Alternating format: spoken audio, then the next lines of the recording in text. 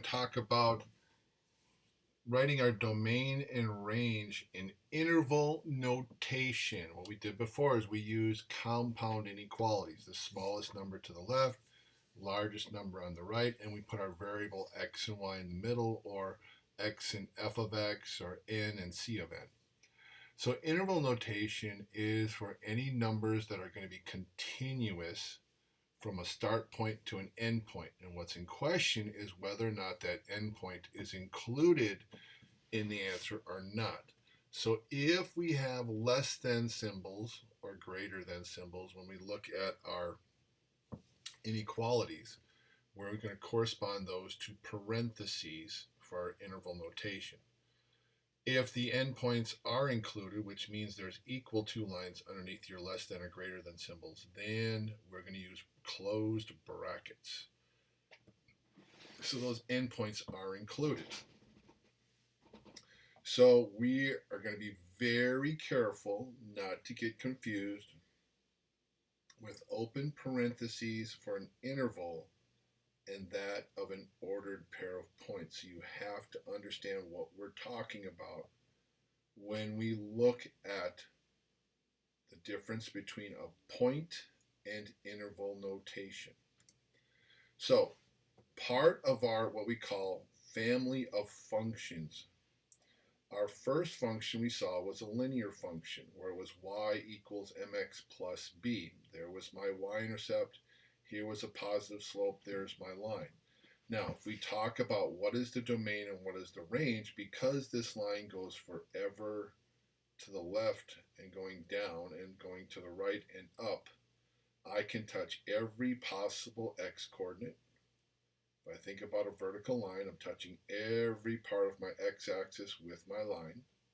So I have open intervals because you cannot touch infinity. Infinity symbols always get parentheses. Smallest number to the left, negative infinity, to positive infinity. Now you don't have to put the positive sign there. It's wrong, not wrong if you do, but they have parentheses. And your range is the same. Going left and right, this line touches the y-axis. Touches the y-axis. You have these arrows. That means if I'm in quadrant 1, it's going to go to the right and up, just like the axes do for that quadrant. So again, negative infinity to infinity with open intervals. A constant function is a horizontal line. Again, your domain can be all possible x's, negative infinity to infinity. However, your range is always going to be that one constant value. So whatever the constant value is, you're going to put that in your braces because there's only one. So in this case, we would put a b there. There is no, the slope of a horizontal line is 0. So if you thought about this in y equals mx plus b, that would be 0 times x, which would zero that out. Now, we have a special linear function. It's called the identity function. Because now if you notice on my graph here, it goes through the origin. And it has a slope of 1, up 1, right 1. There's the point. It's called the identity function because your x-coordinate and y-coordinate on the line will be the same. So they'll be the point 1, 1. The point 2, 2, 3, 3, negative 1, negative 1, 0, 0, negative 2, negative 2. So since your x and y coordinates are identical, they call this the identity function. Domain and range, again, all real numbers, negative infinity, infinity with open intervals. We have a squaring function or a quadratic function. Both are the same name. This is x squared, so if I square everything, all negative x's will give us positive y's. So that's why we get this U-shaped curve here. We are going through the origin.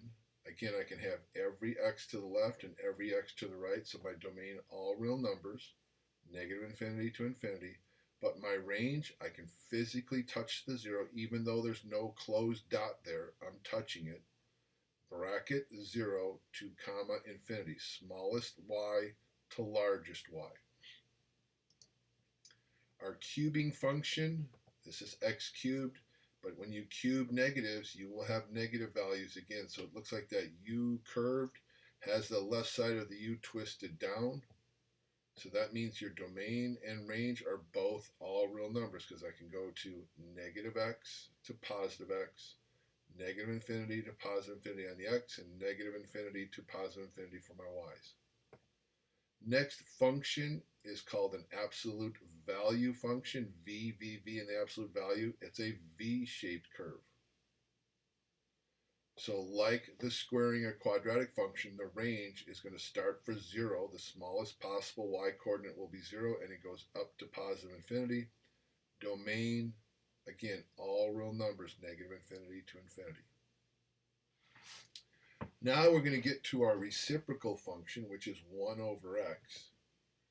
Now we're going to have breaks in the graph. It's made up of two curves in quadrant 1 and quadrant 3. If x were to be 0 right here, 1 over 0 is undefined. So there's nothing going along the y-axis. And also you'll notice the graph never touches the x-axis. It's going to come really close, but if my x gets bigger, 1 over 2, if x is 3, that'd be 1 over 3, 1 over 4, 1 over 5, 1 over 6, 1 over 7. It gets closer and closer to 0 for y, but it never touches it.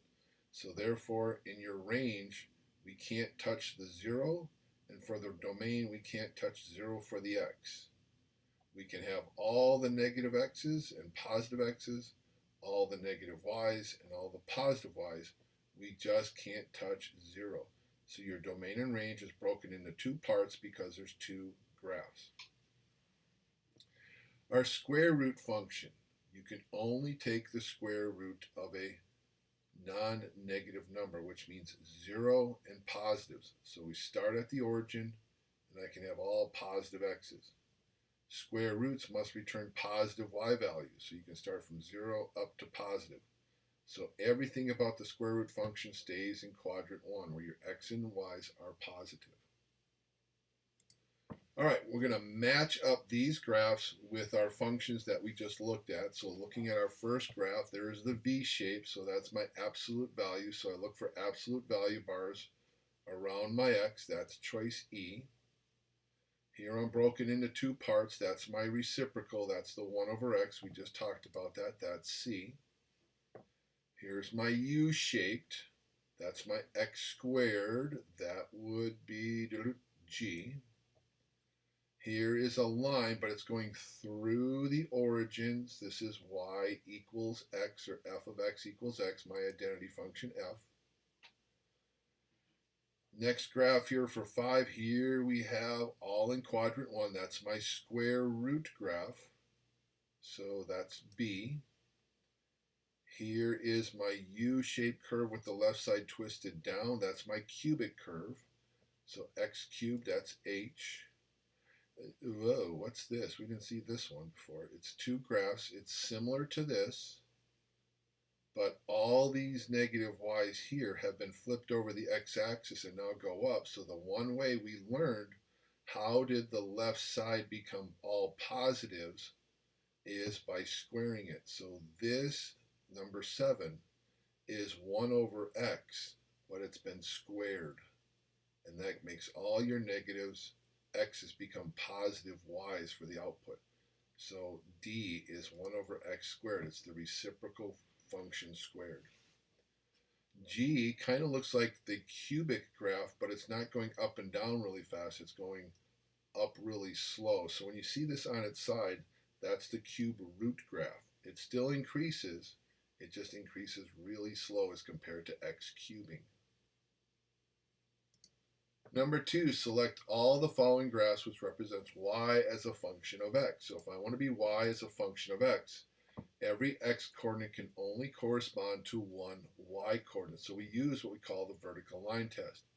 You drag a vertical line from left to right, and as long as you touch the graph once and only once, it's a function. So this oval, if I bring my vertical line, I'm touching 2 times, it's not a function. That will stay a relation. It's still a relation, it's not a function. We can't upgrade it. this curve here, I hope you can see that that S curve is definitely going to cause a problem. We're contacting it in three places. It's not a function, it's a relation. Here's a y equals mx plus b. That's going to touch once and only once. That's a function. All right, this hill and valley, my vertical line touched every spot once. Function. More hills and valleys, still a function. I only touched once. Constant function, I will touch only once. All right, 3, again, oh, here's that same S curve, not a function. Here's a wider hill and valley. That's only going to cross once. I can visually see it. That's a function. There's a function. Ooh, dots. Okay, let's see. -4, -3, 0, 3, 5. Every x occurred once. That's a function. Absolute value, function. Think about that vertical line. F, whoops, right here at -3. -3 occurred when y was 2 and 3. That would not pass my vertical line test, so that's going to stay a relation. 4, h of x is equal to x squared on the Cartesian plane. We want to graph this, so you start at the origin. Think about 1 being squared. 1 squared is 1. If I take 2 and I square it, 2 times 2 is 4 for the y coordinate. -1 squared, -1 times -1 is 1. -2 times -2 is +4. So there is my squaring or quadratic function graph. Now, if you're going to be asked to graph this in more, you're looking for this icon right here, that U shape. And again, it doesn't matter if it's up or down. But to plot this and use this icon, you have to plot the point at the curve, at the turning point first. You plot this first, then any point after that, either on the left or the right, and you will get the entire curved graph. Remember here, the domain is all real numbers, -infinity to infinity. Range, smallest y coordinate is 0, that included, so it's bracket 0 up to infinity. Oop. M of x equals x. That's that identity. You start again at the origin, and you go up 1, right 1. 2, 2. X coordinate of 2, y coordinate of 2. X coordinate of 3, y coordinate of 3. This is that identity graph. Your icon, all you have to do is plot the left point, then the right point. So I could plot 0 and 2, 2. I could plot 1, 1, and 4, 4. It will then draw in the graph. Domain and range, if you recall, -infinity to infinity for both of these intervals. It's a linear graph, therefore -infinity to infinity for both domain and for range. 6, 2x squared minus 3 on the Cartesian plane. If we had to graph this, okay, so this is going to be similar to here. So I'm going to kind of do the same thing, start at 0 and see what happens. When x is 0, this zeroes out, and I'm left at -3. That's where I move, that's my starting point. So my curve is down here. Now when x is a 1, 1 squared is 1, times 2 is 2, 2 minus 3 is -1. Then I'm going to try the 2. 2 squared is 4, times 2 is 8, minus 3 is 5. So I'm going to plot 2, 5. Now, just like you notice, I'm going to skip back to that other graph over here. Notice that these points are flipped over the y. They're a match. So once you have this point, 1 to the right of the y-axis, I can go 1 to the left. 2 to the right, 2 to the left. So I'm going to use that same concept over here, so I don't have to test -1. I am 1 unit away from the y-axis. I'll be 1 unit away over here. And if you want to double check, -1 squared is 1 times 2 is 2, minus 3 is -1. This point is 2 squares to the right of the y-axis, 2 squares to the left will be another point. And if you want to test -2, -2 squared is 4 times 2 is 8 minus 3, there is the same 5. There's my U-shaped curve. You would use that same icon. You would click this point, then that point. Domain, okay, domain again, all real numbers, -infinity to infinity. Range, new small y coordinates at -3, so it's bracket -3 up to infinity. If we're given a graph and asked to find the domain and range in interval notation, so when I want to find the domain, I start on the left and I scroll to the right until I find the first x value I can touch, -4. Then I keep scrolling. I'm still touching the graph, still touching the graph, still touching, until I get that endpoint, which is an x coordinate of 0. So from -4 to 0, that's my domain. Then when I do the range, I do everything horizontally. I keep coming up until I hit the first y coordinate, which is right here. That's at -3. I keep touching all the way up to that 1. Even though I touch it twice, I only need to list it once. So -3 is my first smallest y coordinate. I touched everything up to 1, and that's brackets for everything because I can touch everything. Number 9, notice that my graph has open circles at the endpoints. So when I find my domain, I do the same thing. What's the first x I touch? -3 appears to be where we're starting, but I don't get to touch it. But I want to start at -2.999999999, just after the -3. Then I touch all the x's until I get up to 4. Well, that's 3.9999999. I'm not going to keep putting nines. We're just going to say we're going to go up to 4, but we're not going to touch it. So that's what the open intervals are explaining to us. We start right after the -3 and all the way up to the 4, but we don't touch the endpoints. For the range, that's my y coordinates. Now I go horizontal.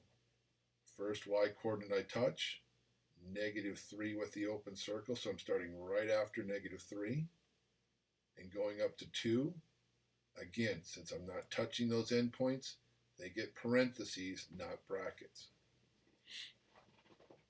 Number 10, same situation. Use interval notation for domain and range.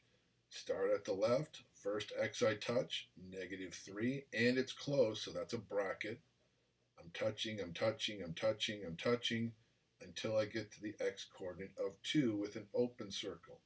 So I get to go up to 2, but I don't get to touch it. So that would be bracket -3, comma 2 with parentheses. You can have these mixed in here. Range, smallest possible y coordinate, start at -5. I'm touching, not touching, but I am touching over here.